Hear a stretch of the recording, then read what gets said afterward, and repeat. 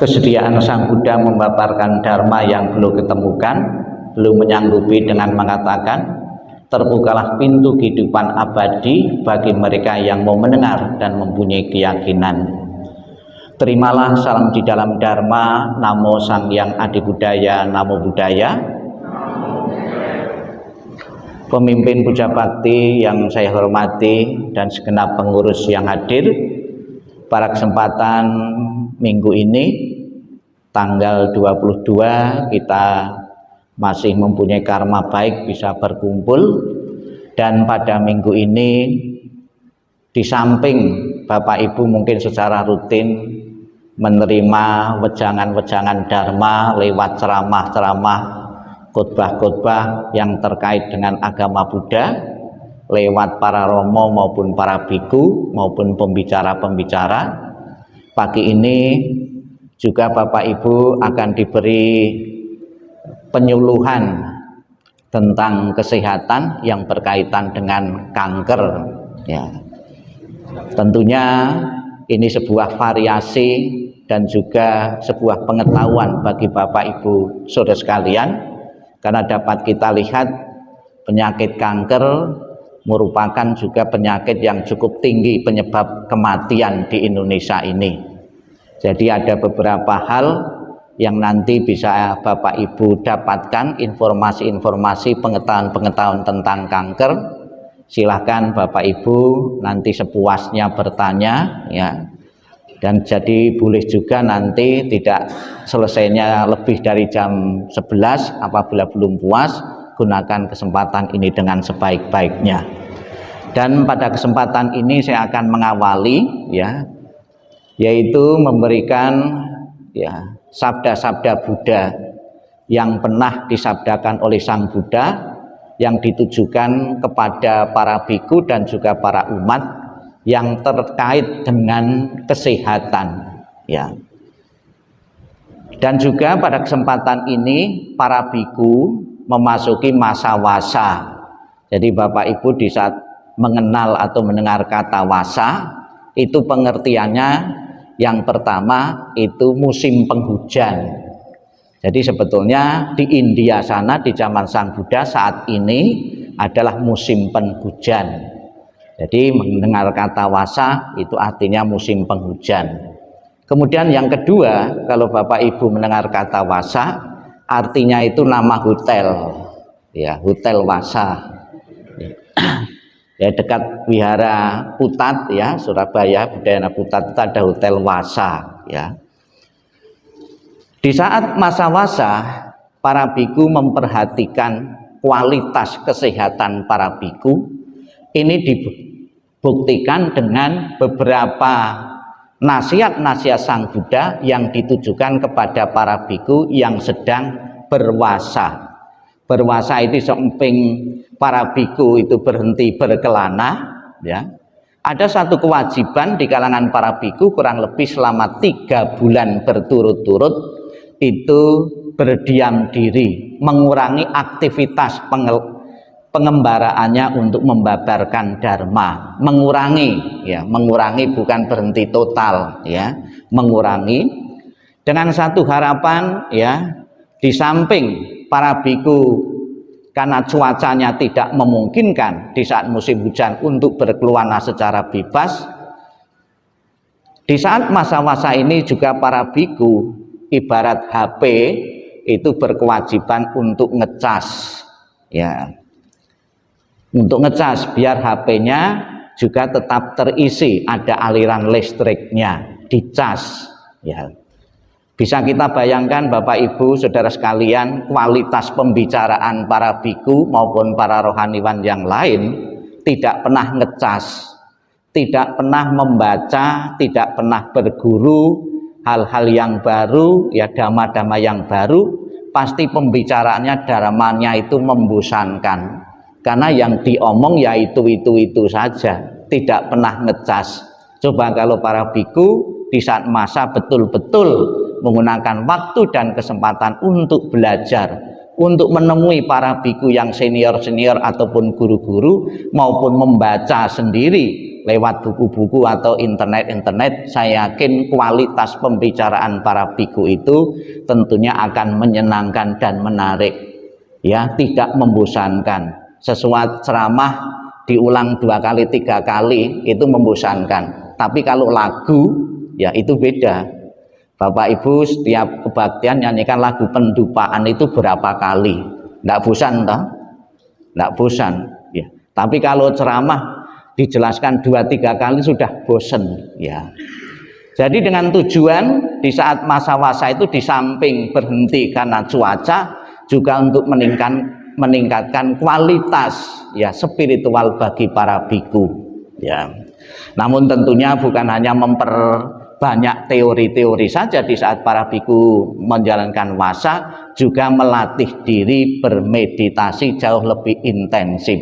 Diharapkan dan banyak juga di masa kehidupan Sang Buddha, setelah para biku itu selesai berwasa itu ya mendapatkan tingkat-tingkat kesucian-kesucian. Secara kasat mata kalau para biku itu tekun bermeditasi, dilihat fisiknya saja, wajahnya saja lebih kinclong ya, lebih cerah.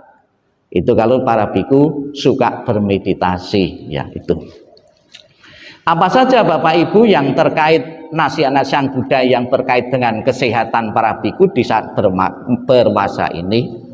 Yang pertama, Sang Buddha menganjurkan para biku di saat masa wasa mempunyai tempat yang terlindung atau tinggal di tempat yang terlindung, mempunyai pondok, mempunyai tempat tinggal yang tetap, yang terlindung. Tidak sembarangan tempat di alam terbuka tidak boleh. Ini tentunya dengan satu tujuan Sang Buddha memperhatikan kesehatan para biku. Coba kita bayangkan di saat musim hujan, para biku tidak mempunyai pondok yang memadai, tinggalnya itu di alam terbuka atau di bawah pohon saja. Tentunya mempunyai kesehatan fisik yang amat lemah sekali. Kalau kondisinya sudah lemah, bagaimana mau melatih diri, bagaimana mungkin mau melatih diri atau bermeditasi atau mendengar membabarkan dharma kalau kualitas kesehatan para biku itu tidak dalam kondisi prima. Kemudian yang kedua, di saat masa wasa para biku dilarang tinggal atau bermeditasi di kuburan ya, di kuburan dilarang, dengan satu harapan kesehatan para biku ini bisa terjamin. Di zaman Sang Buddha di India, orang mati itu tidak selamanya dikubur berdasarkan tingkat ekonomi mereka. Ada yang ekonominya itu atas ya, ekonomi atas, dikremasi, dibakar karena punya biaya pembakaran. Ada yang menengah, dikubur. Tapi bagi mereka yang masyarakat menengah ke bawah, orang miskin, tidak mempunyai biaya pembakaran dan penguburan, ditaruh di hutan-hutan, di bawah-bawah pohon itu. Para biku pada waktu itu menggunakan objek ya, objek tengkorak-tengkorak atau tulang belulang itu untuk bermeditasi. Di saat bukan musim hujan, musim kemarau diperbolehkan, di saat musim hujan tidak boleh. Ini juga terkait dengan kesehatan juga. Pasti di saat musim hujan juga banyak kuman-kuman di situ, baunya juga tidak sedap ya di saat bermeditasi ya. Ya sekalipun Bapak Ibu kalau zaman sekarang misalnya saya sendiri ya mau cari mayat-mayat di kuburan ada tengkorak-tengkorak kan susah. Bukan berarti tidak bisa meditasi tentang perenungan mayat.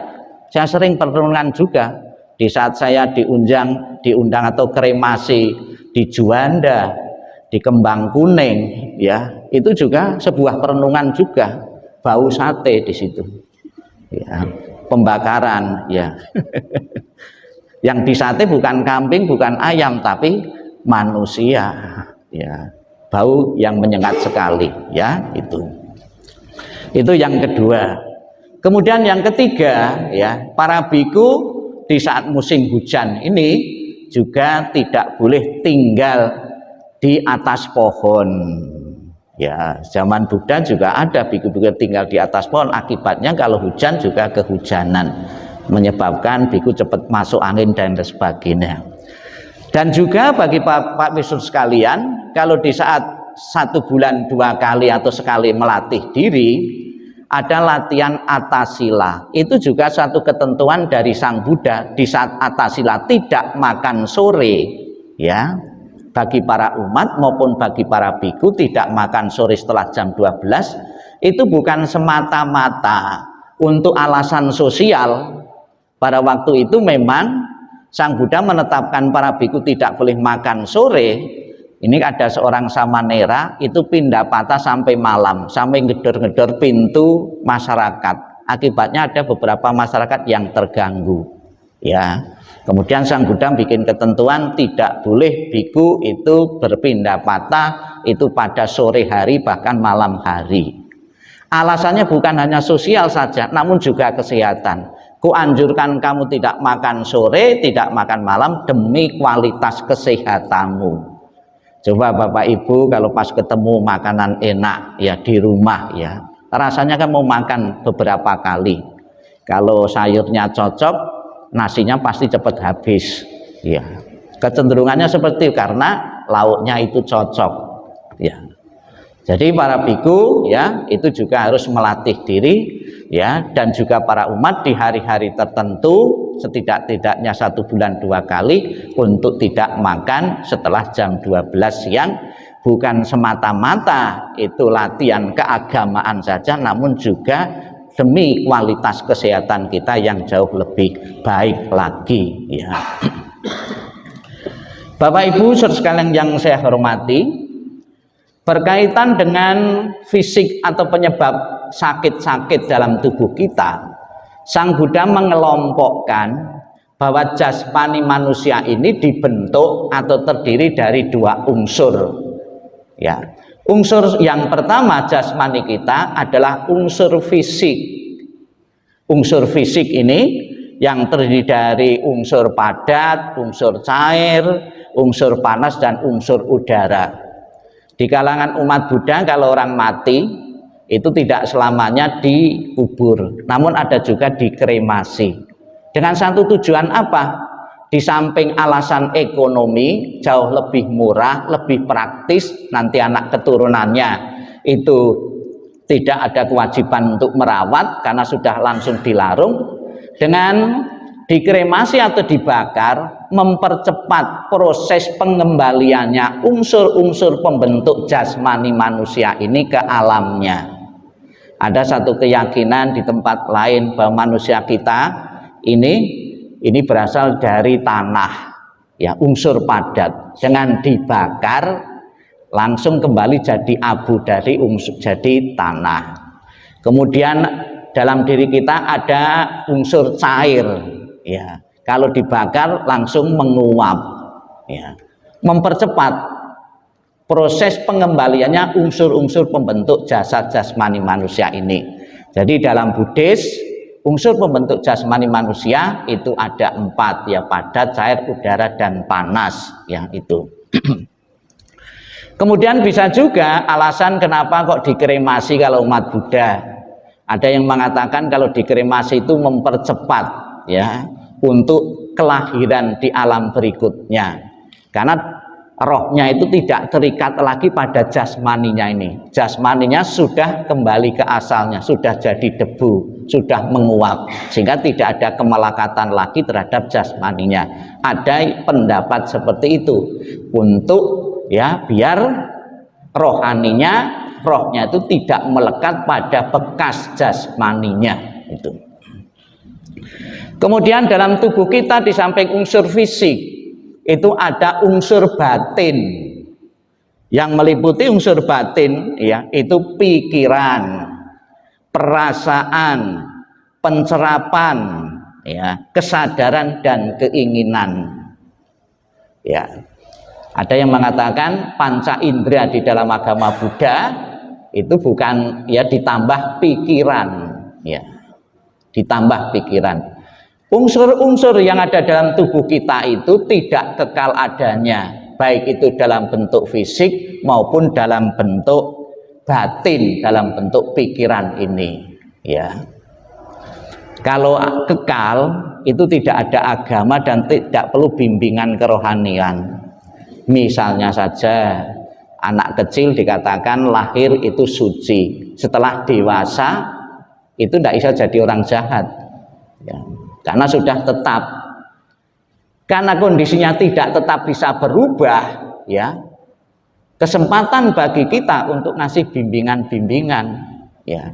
Anak yang jahat bisa jadi baik ya, karena tidak kekal kondisi batinnya, kondisi pikirannya. Kalau tetap tidak mungkin. Untuk apa kita mempelajari ngasih bimbingan-bimbingan kalau sesuatu itu tetap?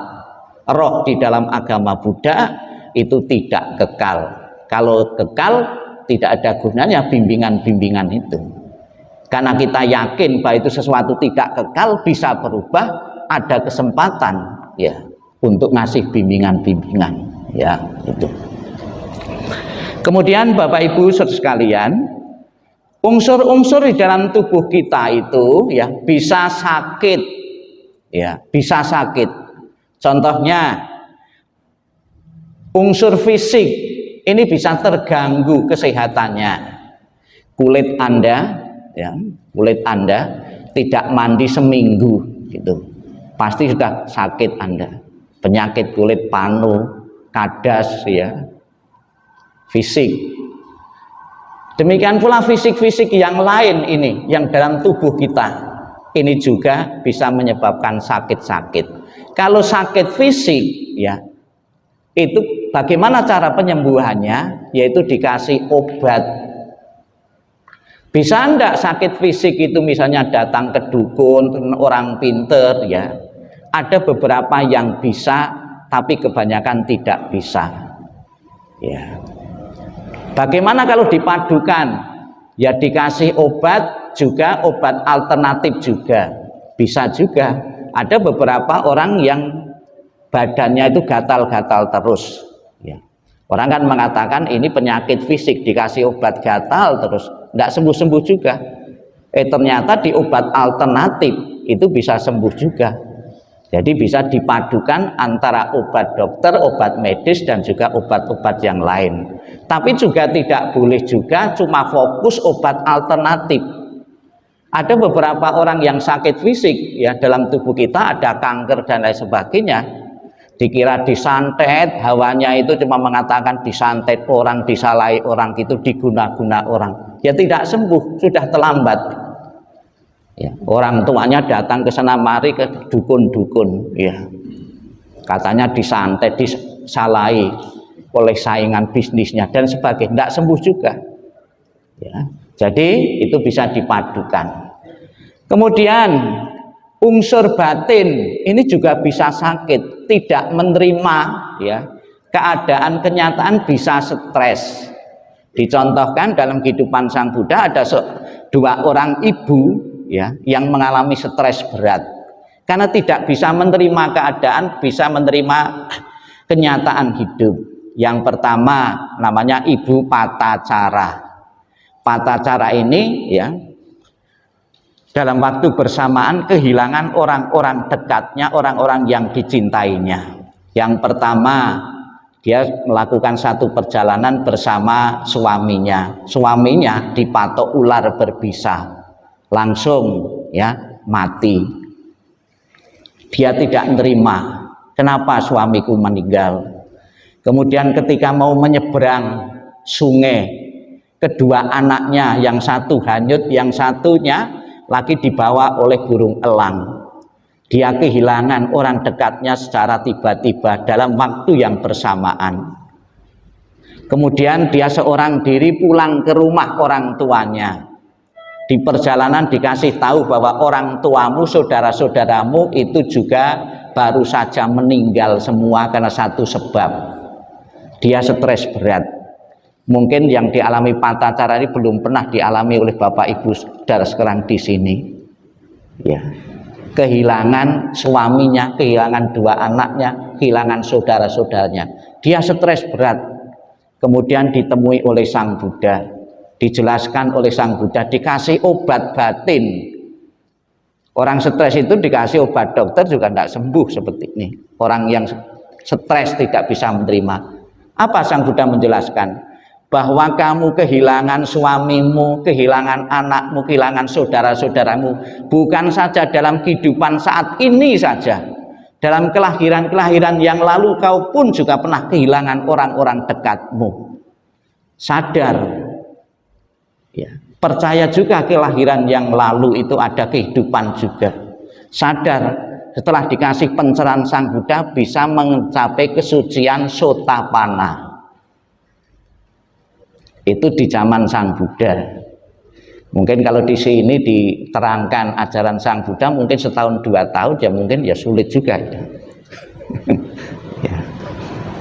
Itu yang pertama, dikasih obat batin oleh Sang Buddha untuk menyadari hukum semesta alam, bahwa ada kelahiran, ada kematian. Yang kedua yaitu kisah Gotami. Ini cerita terkenal juga ya, kisah Gotami ini. Dia kehilangan anak tunggalnya. Dia nalar ya, sudah tidak punya pikiran sehat, nalar yang sehat lagi. Dikiranya ada obat yang bisa menyembuhkan atau memulihkan, menghidupkan kembali anaknya. Disuruh ya mencari biji lada. Ada catatan di India sana, ada kemungkinan kenapa Sang Buddha kok memilih biji lada bukan biji yang lain.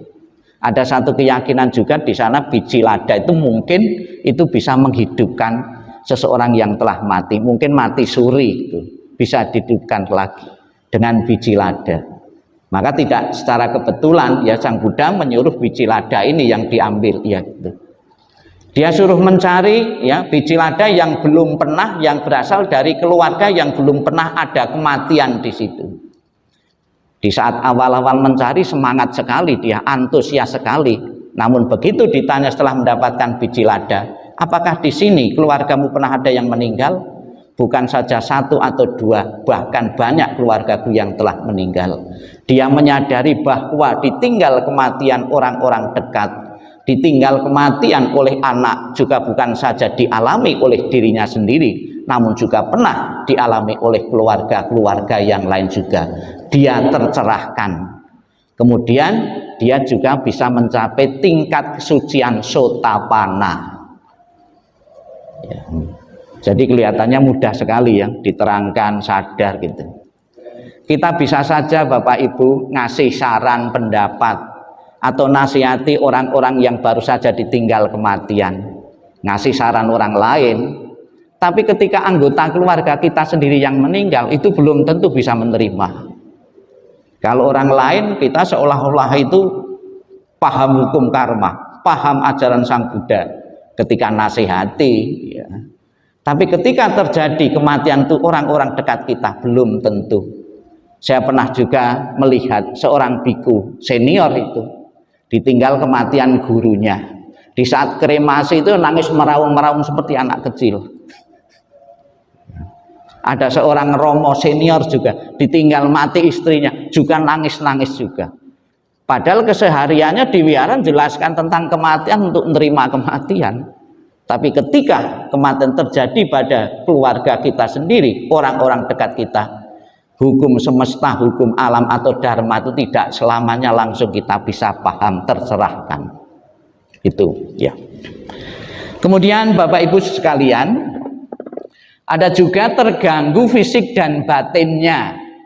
Jadi ada seseorang yang terganggu fisiknya, batinnya, terus kedua-duanya. Misalnya ada beberapa nasihat-nasihat, dalam tubuh yang sehat terdapat jiwa yang sehat. Kemudian Sang Buddha beda lagi nasihatnya. Tubuhmu boleh sakit, tapi jangan sampai pikiranmu, batinmu jangan sampai sakit.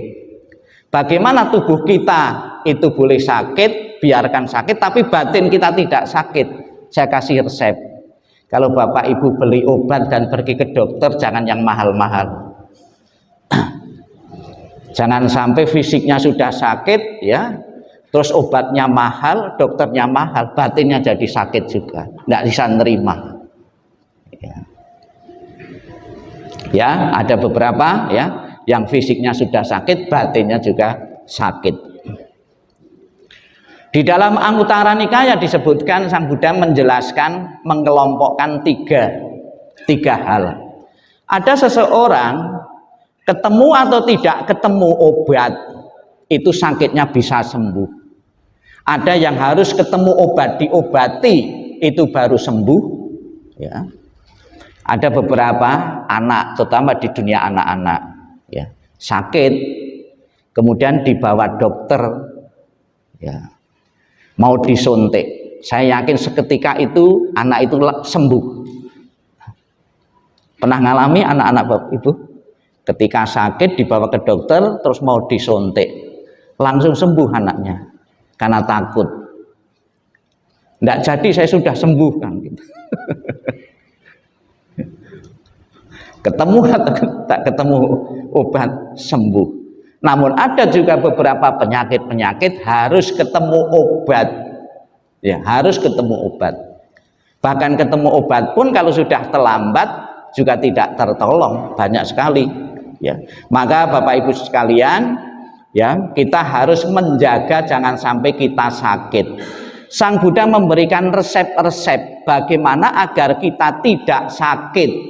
Nah, tolong diingat resep-resep ini, ya. Yang pertama, baik sakit batin maupun sakit jasmani.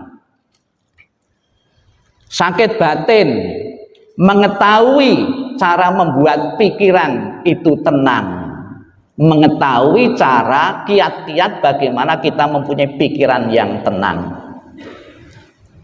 Ada Bapak Yonggi, ya, dia tekun sekali bermeditasi, ya. Tekun sekali bermeditasi, bisa diamati beliau, ya, dari wajahnya, perilakunya, geraknya itu, ya. Orang suka bermeditasi, kualitas kehidupannya, ya, baik fisiknya itu beda, karena tidak akan gerusa-gerusu. Apa yang diomong itu juga tidak sembarang, penuh pengendalian diri. Omong apapun juga dengan dibekali dengan pikiran tenang dulu. Itu beda dengan orang yang tidak pernah menenangkan pikiran itu. Orang yang tidak pernah menenangkan pikiran, orang yang bermeditasi, kecenderungannya itu menghadapi segala sesuatu dengan kemarahan, dengan gerusa-gerusu. Maka di Buddhis ini, ya, silahkan Bapak Ibu di saat hari Rabu, ya, itu di sini ada latihan meditasi untuk membuat pikiran batin Bapak Ibu tetap sehat. Di situ akan diberikan resep-resep, akan dituntun, ya, oleh pembimbing meditasi, resep-resep bagaimana bisa mempunyai batin yang sehat, ya. Itu yang pertama, mengetahui cara mempunyai pikiran yang tenang, salah satunya dengan bermeditasi. Kemudian mengetahui barang-barang yang dibutuhkan. Ini juga ada kaitannya dengan batin juga dengan fisik juga.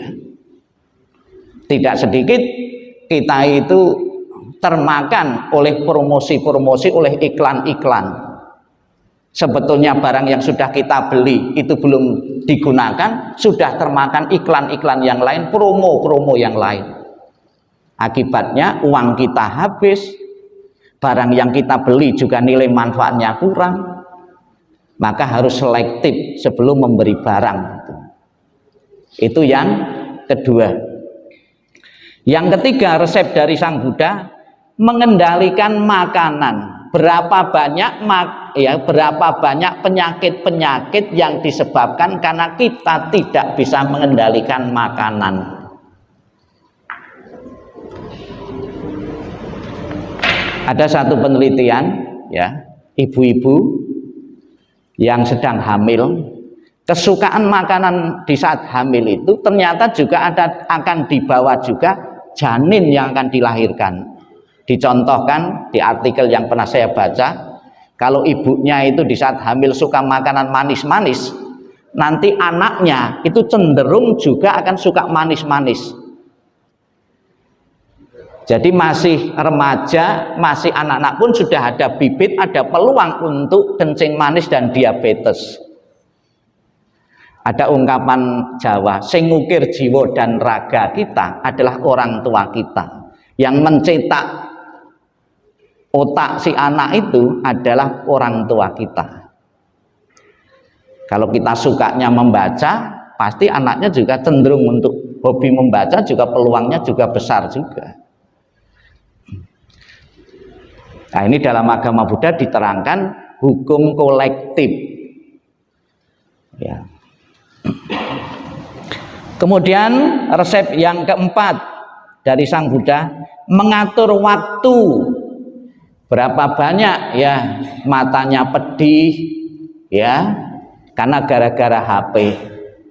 Semalam suntuk kita di ruang tamu, di kamar, ya tidur juga. Tadi saya membangunkan anak muda. Tidur terus sebelahnya itu ada laptop. Ada juga TV yang nonton orang. Ya. TV yang nonton orang.